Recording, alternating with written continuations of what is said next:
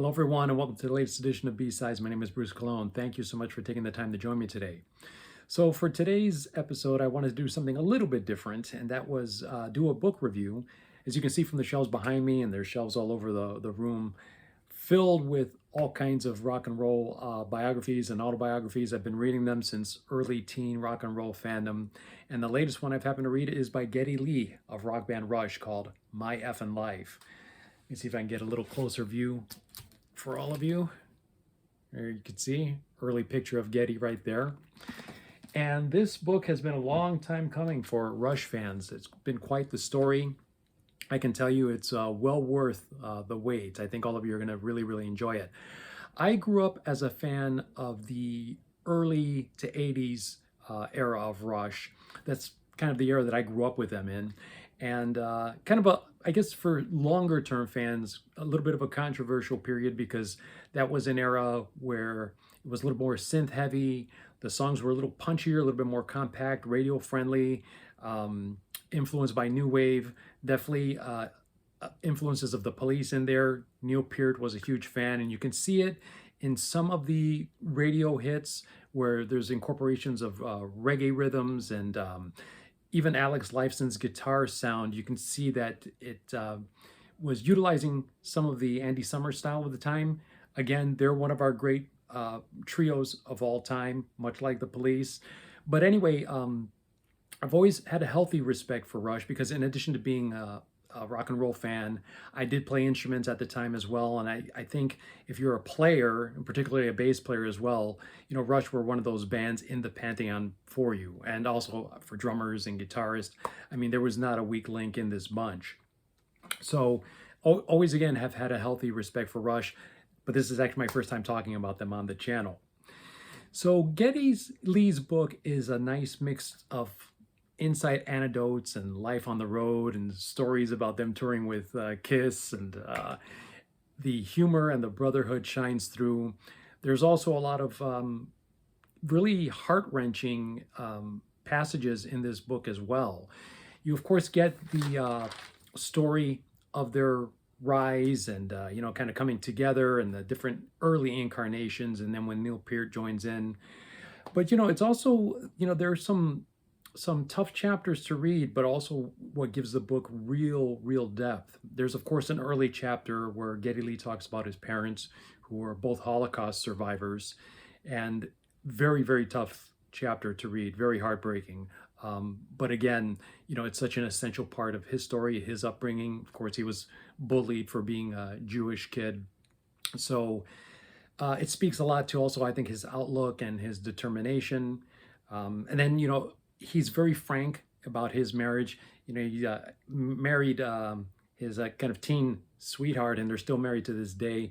But he's very frank about the, I guess, the compromises that go along with life on the road and the tensions that creates at home. So it gives you a very inside personal view of, you know, the challenges that he faced in his marriage in trying to be, you know, both a fully committed obsessive musician, but also try to be a family man as well. And that's a challenge that all the members of Rush had also.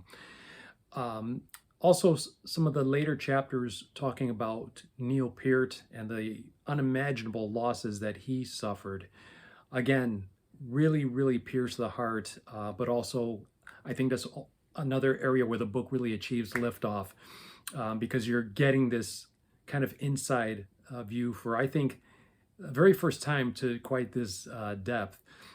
Again, you know, it's losses that one just cannot imagine in your life, and the fact that he bounced back from that and was able to provide the band with a few more great chapters in their story is nothing short of miraculous. But it also speaks to the deep brotherhood that these guys shared.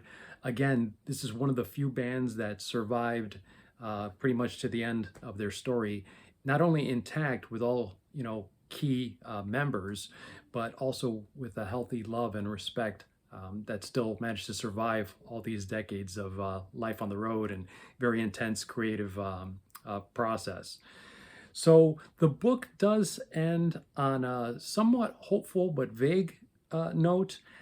I think for anyone who's been paying attention to recent interviews with Alex Lifeson and Geddy Lee, I think both have hinted at wanting to work together again in some capacity. I think even they're not quite sure what form that will take.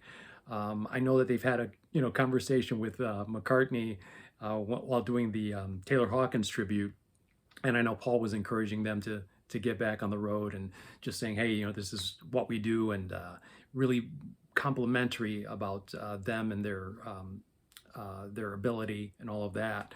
So I think that was encouraging for them, and I think they're just trying to find a respectful way to continue to do so without trading so much on the Rush name, and obviously, with respect to Neil Peart, who they lost. So again, just a quick review. Great book. Again, well worth the wait because it's over 500 pages, so you're getting the depth to the story. And, it's also laced with the sort of trademark humor that Rush continued to develop as their career, progressed further and further. Anyone who saw some of their concerts over the past few decades can attest to, kind of that Rush sensibility and humor that was so prevalent and probably what kept them going all these years. But anyway, just wanted to share my 2 cents on that. For those of you who like the video, please take time to hit the like button, subscribe if you can. All of those things help with channel growth. And yeah, until next time, everyone, please take care, stay safe, and we'll see all of you again very, very soon, okay? Peace.